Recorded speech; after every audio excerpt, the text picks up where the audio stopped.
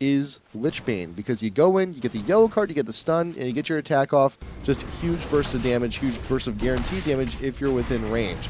But we need to still work up to that, and now we have Rosewill going ahead, taking this dragon, and they should be able to get this pretty convincingly. We do have TF, he's getting ready to ult, but you know, Rosewill's able to secure it, and now Chowster's in the middle of the whole team, goes down immediately, and now Saintfish is trying to pick up what he can, goes in the back. We get the kill on Livingston, but we see here TMS is now down, so we have the ult coming in. Will we be able to get anyone off of this? Ricari is off. He is alone in the middle of the pit, does dash over the wall, but we got the double flash, double lift, and Big Fat are there to secure that kill.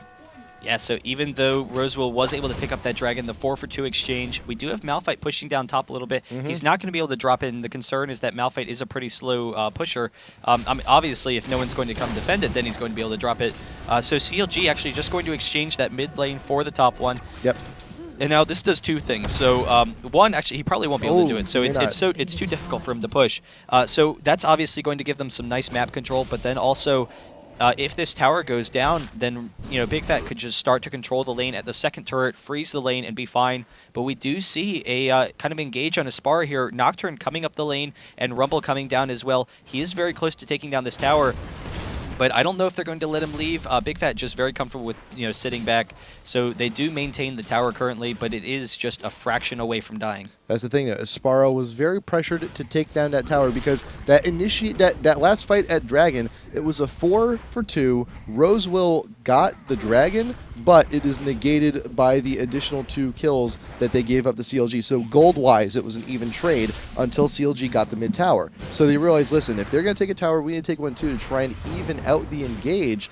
But he's just barely unable to do it. So until that top tower goes down, the lead gold-wise, they're going to be a little bit further behind than where they were originally. So now it's time to play catch-up. Ricari being caught out by double lift, tons of damage coming in from the Gatling gun, leading away with that. And that was 75% of his life gone in an instant, man. Yeah, and that red buff can just be extremely oppressive on Corki. Karthus is going to be able to grab this blue, so that will give him, once again, some more farming control with, how strong he already is. But we'll have to see, what if CLG can take that last fight and take that advantage and start snowballing. They are to that point in the game where all of them have a lot of kill potential, and Rumble just has so much kill potential top. TF, obviously, if he can start getting some ganks going, and then Nocturne, and then bottom lane, has hit that nice little mark. So we'll see whether or not they're actually going to leave the turret up. So they want that turret up so that they can constantly push back.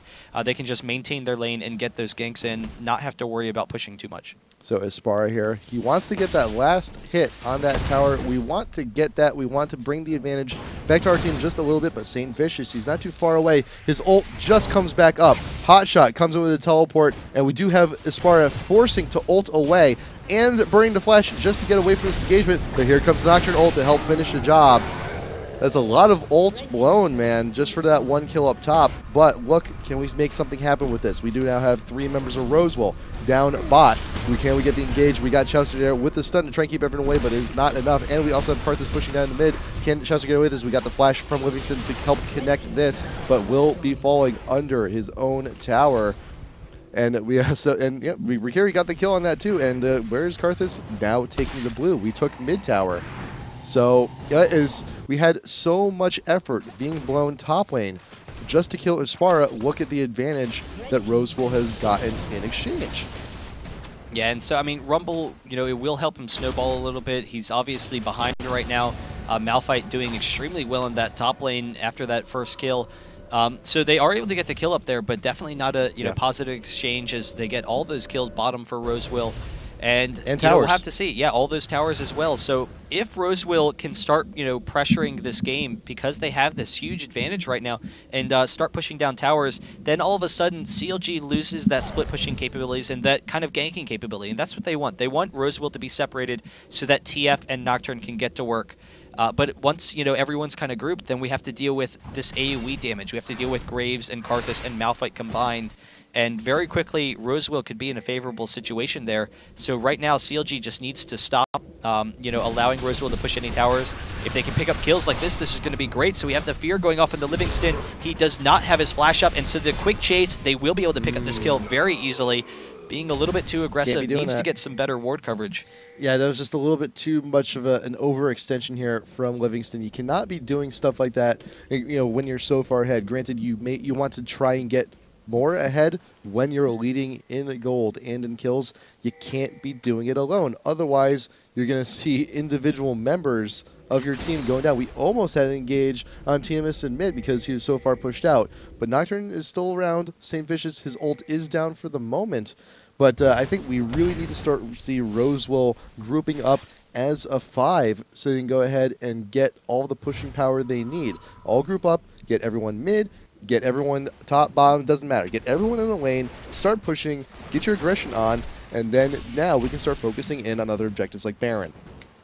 And Rosewill just playing a very safe game right now. They know that, with that mid tower down, Karthus doesn't really have a lot of survivability to ganks. So when we compare, Nocturne's initiation with the stun, he does want to be safe there. We'll see. We actually have the stun, and Mundo coming up this lane, I don't think he has enough range to get in, but they are going to try and engage. He does have his ult, but the ult from Chouster should allow them to get out of there, so they will back off and be safe. St. Vicious is also nearby. Hot shots in mid. He can teleport there in an instant, but I think we recognize from Rosewill is like, Dragon will be coming up soon. We might want to start playing for it. We got a pink ward up front in the pit. It is clean.